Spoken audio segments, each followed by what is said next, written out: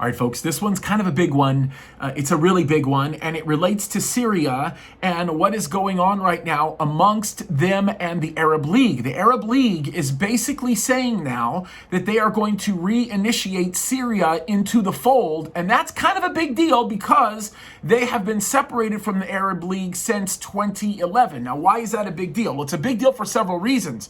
Perhaps the greatest of the reasons why that becomes a big deal is Russia's involvement with Syria and how Syria continues to hold itself against Israel. Now, this becomes even more significant to us because if Syria becomes a legitimized country to the Arab League, it grows the scope of influence that exists with Russia, and it continues to give Putin the kind of power that he has been establishing amongst many of the Arab nations, and he begins to have his hand of influence in Mideast policy, significantly more than the United States of America. This is also really interesting because when you really stop for one moment to consider this, you have to look at some of the variables that surround it, especially as it relates to Russia. Remember, about a year and a half ago, Putin has a meeting with all of his security officials and calls the border of Syria, specifically speaking, the western border of Syria,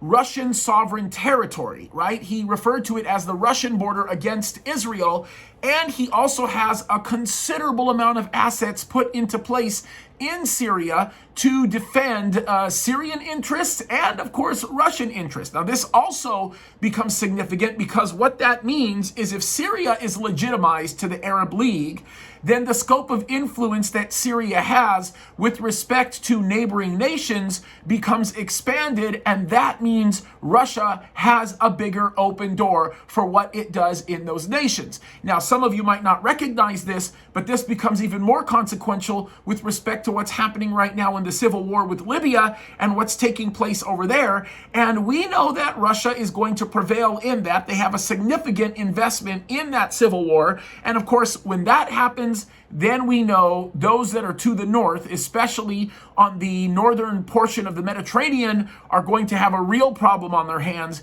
And this is all on the heels of Russia making strong its positions in the Red Sea, on the Saudi Arabian border and the Sudanese border. And when you stop for one moment to consider everything else that's beginning to happen around it, it sure looks like we're looking at another formation that is making strong the position of the Bible when it declares what's going to happen in Ezekiel 38. Folks, this is no small thing. It is something that should be taken seriously. It's something that we should be keenly aware of, and we need to be watching it. By the way, it is one interesting thing to note, and I should note this because it is pretty important.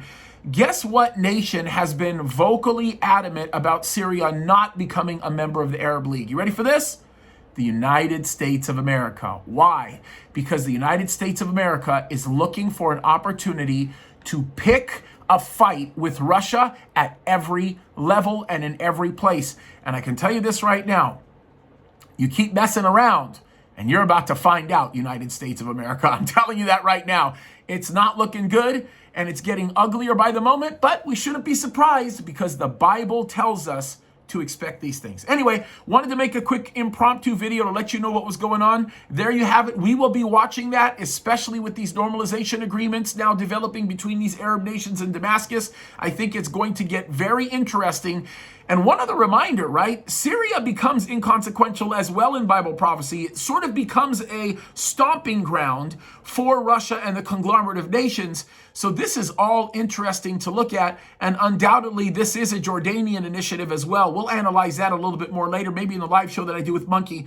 But pretty amazing stuff, folks. Let's keep our antennas up, be paying attention. Jesus could come at any moment. This stuff is getting exciting, folks. God bless you.